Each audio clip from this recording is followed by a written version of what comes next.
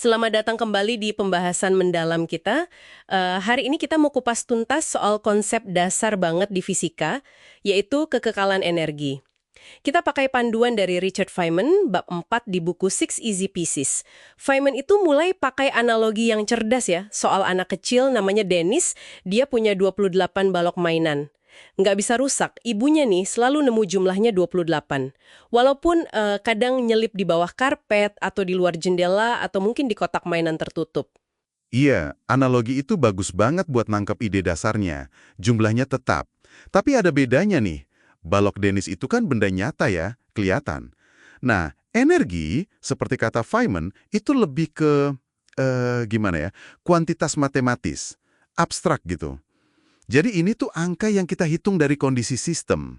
Oh, jadi bukan kayak nyari benda energinya, tapi lebih kayak pembukuan kosmik gitu ya, yang saldonya selalu pas. Betul sekali. Dan yang ajaib, angka total ini, jumlah energi totalnya, selalu sama. Walaupun sistemnya udah ngalamin macam-macam proses, energinya udah berubah bentuk, totalnya nggak berubah. Oke, jadi misi kita kali ini ya buat pahamin prinsip pembukuan ini ya. Apa aja sih pos-pos energi ini, bentuk-bentuknya, dan kenapa hukum kekekalan ini penting banget. Sip. Dan posnya ini banyak. Ada energi gravitasi, energi gerak atau kinetik, ada panas, elastis, listrik, kimia, radiasi, nuklir, bahkan energi dari massa itu sendiri. Total dari semua ini, kalau sistemnya tertutup ya, pasti konstan. Mari kita mulai deh bedah satu-satu. Mungkin dari yang paling sering kita dengar, energi potensial gravitasi. Feynman kan nyinggung ini waktu bahas kenapa mesin abadi itu nggak mungkin. Dia pakai ide mesin ideal yang reversible. Nah, mesin reversible ini cuma alat bantu pikir ya. Mesin teoretis, tanpa gesekan, efisien banget gitu. Dengan analisis mesin kayak gini, kita bisa nemu batas-batas fisika. Contohnya gini, kalau ada mesin ideal, nurunin beban, katakanlah 1 kilo, sejauh 1 meter. Terus energi itu dipakai buat ngangkat beban lain yang 3 kilo. Nah, secara teori, beban yang 3 kilo ini cuma bisa keangkat setinggi, ya sepertiga meter. Oh gitu ya. Kenapa cuma sepertiga? Karena kerja atau energi yang kita keluarin, kan 1 kilo kali 1 meter, itu harus sama dengan energi yang didapat si beban 3 kilo. Jadi 3 kilo kali, ya sepertiga meter. Biar impas. Kalau bisa lebih tinggi, wah itu artinya kita nyiptain energi dong, mustahil. Aha, jadi dari prinsip nggak ada yang gratis di dunia energi ini, muncul konsep energi potensial gravitasi, energi karena posisi benda. Yang rumusnya, kalau dekat bumi, berat kali ketinggian itu. Persis. Jadi rumus itu bukan cuma buat dihafalin, tapi itu konsekuensi logis dari hukum kekekalan energi. Energi potensial itu kayak simpanan energi, karena posisi benda di dalam medan gaya. Dalam hal ini gaya gravitasi. Oke, paham. Terus gimana energi ini ditukar ke bentuk lain? Feynman kan pakai contoh pendulum tuh, bandul jam. Itu klasik banget. Pas bandulnya di titik paling bawah, kan ketinggiannya nol tuh. Energi potensial gravitasinya hilang dong. Tapi dia geraknya kenceng banget di situ. Nah, lari kemana energi potensialnya tadi? Nah, itu dia. Nggak hilang, tapi berubah bentuk. Jadi energi gerak. Kita sebutnya energi kinetik. Jadi semua energi potensial yang dia punya pas di titik tertinggi, itu dicairkan jadi energi kinetik pas di titik terendah. Oh, kayak tukar valuta asing ya, dari posisi ke gerak. Bisa dibilang gitu. Sebaliknya juga, pas bandulnya naik lagi, energi kinetiknya berkurang, tapi diubah lagi jadi simpanan energi potensial. Bolak-balik terus konversinya. Jadi energi kinetik ini bergantung sama apa aja. Ya, intinya sih sama massa benda dan, nah ini penting, kuadrat kecepatannya. Jadi kalau kecepatannya 2 kali lipat, energi kinetiknya 4 kali lipat.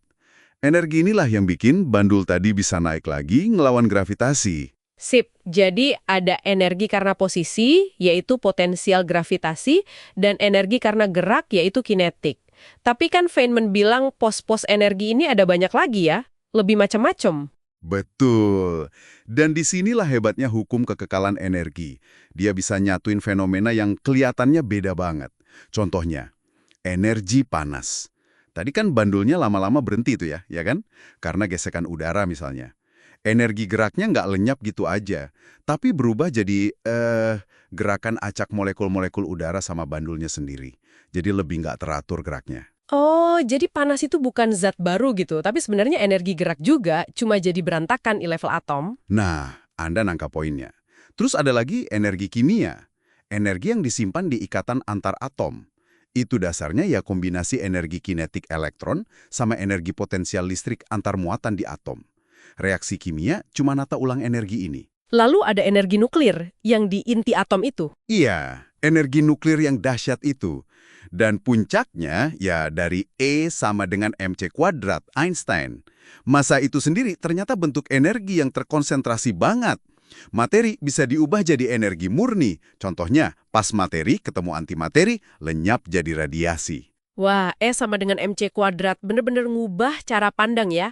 Materi dan energi itu dua sisi mata uang yang sama.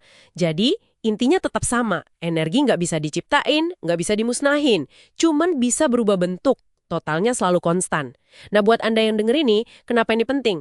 Karena hukum ini jadi alat analisis yang kuat banget. Kita bisa ngerti cara kerja banyak hal, bahkan yang rumit, tanpa perlu tahu semua detailnya.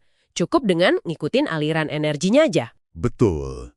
Dan hukum kekekalan energi ini punya saudara juga di fisika. Ada kekekalan momentum linear, ada kekekalan momentum sudut, dan yang menarik, di fisika modern, hukum-hukum kekekalan ini ternyata nyambung ke simetri alam semesta. Misalnya, kekekalan energi itu terkait sama fakta kalau hukum fisika itu nggak berubah seiring waktu. Hukum fisika ya sama aja kemarin, hari ini, besok.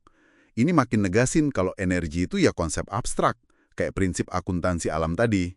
Jadi, fundamental banget ya hukum ini. Berlaku di mana-mana, dari skala atom sampai galaksi. Ya, tapi ada satu pemikiran penutup nih yang penting juga dari Feynman. Dia bedain antara energi yang kekal, jumlah totalnya tetap, sama energi yang tersedia atau berguna buat kita. Contohnya laut. Lautan itu nyimpen energi panas yang banyak banget. Tapi karena energinya tersebar dan acak banget di molekul air, susah banget buat diubah jadi kerja yang teratur. Misalnya buat muter turbin. Oh, jadi ada bedanya ya antara energi yang ada sama energi yang bisa kita pakai. Banget. Ini nyentuh konsep namanya entropi. Ukuran ketidakteraturan atau ketidaktersediaan energi buat melakukan kerja. Jadi tantangan kita ke depan itu bukan cuma nyari sumber energi baru, tapi juga gimana caranya manfaatin energi yang ada secara efisien. Dari matahari, nuklir, mungkin nanti fusion. Menarik sekali. Jadi pertanyaan buat Anda renungkan nih, apa ya implikasinya perbedaan antara energi yang jumlah totalnya selalu ada dengan energi yang praktis bisa kita gunakan? Buat teknologi kita, buat peradaban kita ke depan. Dan gimana fisika bisa terus bantu kita nemuin cara menjembatani celah ini?